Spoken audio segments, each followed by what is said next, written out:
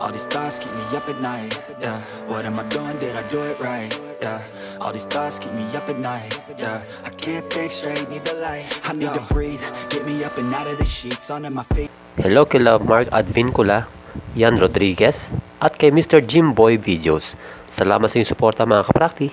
Be on something medication, I think I need to figure out the Gaano ba kabigat sa barbell bench press ang dapat mong buhatin para mabilis lumaki ang iyong katawan? O gaano kabigat sa barbell squat? Sa lat pull down, anong bigat ba dapat? Ang sagot, depende sa iyo o depende sa taong nagbubuhat. Dahil ang mahalaga mga kaprakti ay yung nata-challenge yung muscle mo kapag ginawa mo ang isang exercise. Magaan man yan o mabigat.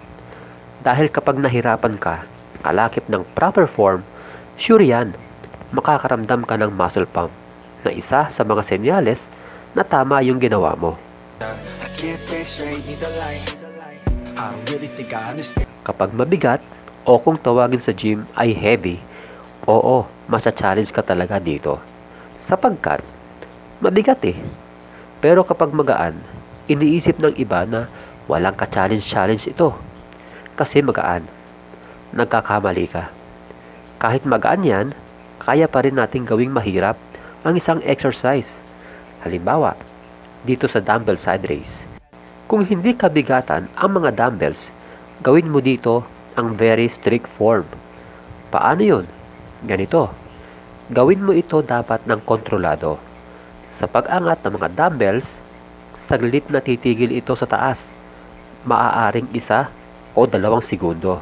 Subalit, hindi lang dapat ito nakatigil sa taas, kundi dapat pinipiga mo ang iyong balikat sa sandaling nakahinto ito sa taas.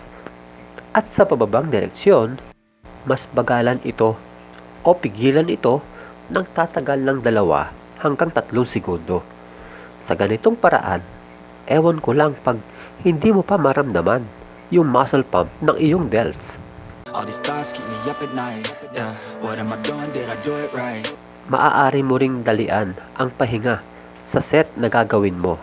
Halimbawa, kung dati ay nagpapahinga ka ng 2 minuto sa bawat set sa bench press, kapag medyo magaan ang bigat nito, gawin mo lang 1 minuto ang rest in between set. Sa ganitong paraan, mahihirapan pa rin ang iyong chest sa paggawa ng bench press. Kahit pa ito ay hindi kabigatan, maaaring napansin nyo ang terminong ginagamit ko, medyo magaan. Dahil hindi naman pwede ang sobrang gaan. Dahil kapag ganyan, kahit anong strict form ang gawin mo, wala kang makukuhang muscle growth dyan. Dito sa medyo magaan na bigat, sikapin nyong paabutin ng 10 hanggang 12 na reps sa bawat set. Kung mas gusto mo namang magbuhat ng talagang mabigat o kung tawagin ay heavy, mas okay ito dahil sigurado ang muscle pump dito. Subalit tandaan nyo mga kaprakti, sobrang bigat man ang bubuhatin nyo, tiyakin ninyo na magagawa nyo pa rin yung proper form, lalong-lalo na yung full range of motion. Kaya dito sa lat pull down, dapat sagad sa pagbaba, kung saan mapipiga ang lats, at sagad din sa paangat, kung saan mabibinat ito ng husto. Dito sa heavy, hindi na kinakailangan ang very strict form. Subalit, tiyakin nyo na makokontrol nyo pa rin ang paggalaw, hindi bara-barang galawan. Kung sa magaan na bigat, ay nagre-range ng 10 to 12 reps kada set, dito sa heavy, kahit 3 to 5 reps lang, pwede na. Oo, tama ang narinig nyo. Kahit sobrang konti lang ng reps na gagawin nyo, dito ay goods pa rin yan, sapagkat ito ay heavy.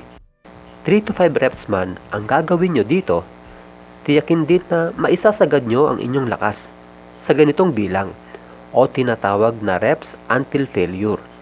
Hindi yung nakalimang reps ka na, titigil ka na, pero alam mo sa iyong sarili na kaya mo pang ituloy ito o kaya mo pang dagdagan ng reps nito. Dapat titigil ka lang kapag hindi mo na kaya. Hindi gaya sa magaan na bigat na sandaling pahinga lamang sa bawat set. Dito sa heavy, tiyakin ninyo na makakapagpahinga kayo ng sapat upang magawa nyo ang heavy sets ng maayos. 3 hanggang 4 na minuto na pahinga ay pwede na. Depende sa inyo yan. Dapat, hindi na kayo hinihingal kapag gagawin nyo ang susunod na set. What I'm saying, all these thoughts keep me up at night. Yeah, what am I doing? Kaya kung ikaw ay nalilito hanggang ngayon kung gaano ba kabigat ang bubuhatin mo para lumaki ang iyong muscle, maaari mong pagsamahin ang medium at heavy weights. Halimbawa, sa 4 sets na gagawin mo sa barbell row, yung first at second set ay medium weights. Tapos, sa third set ay heavy. At babalik ka ulit sa medium weights sa fourth set. Tandaan nyo, wala ito sa bigat, magaan man yan o heavy. Hindi ito ang sukatan, kundi dapat ay na-challenge ka sa iyong gagawing exercise, kung saan magagawa mo yung proper form at reps until failure upang maramdaman mo yung muscle pump.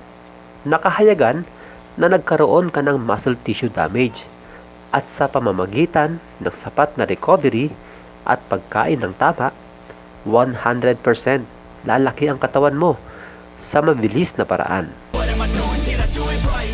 Yeah, all these thoughts keep me up at night. O paano mga kaprakti? Hanggang sa muli, God bless!